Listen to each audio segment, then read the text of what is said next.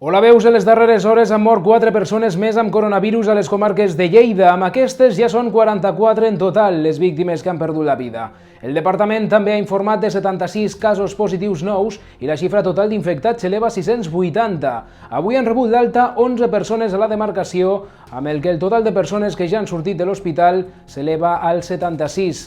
Pel que fa al conjunt de l'Estat, Espanya ha sumat en les últimes hores 838 noves morts i 6.549 positius per coronavirus. Amb aquestes noves xifres s'ha arribat a les 6.528 morts des de l'inici de la pandèmia i prop de 80.000 contagis. La dada positiva és que 14.709 persones han estat donades d'alta. D'altra banda, el permís retribuït que va anunciar aquest dissabte Pedro Sánchez pel confinament total no afectarà les persones que facin teletreball, les que estiguin en un ERTO, els serveis essencials i els treballadors que estiguin de baixa, inclòs l'aïllament preventiu, segons ha explicat la portaveu i ministra d'Hisenda, María Jesús Montero, i la titular de Treball, Yolanda Díaz, després del Consell Extraordinari que s'ha fet aquest diumenge i que ha aprovat el confinament total. La resta de treballadors deixaran d'anar a la feina a partir d'aquest dilluns 30 de març i fins al dijous 9 d'abril.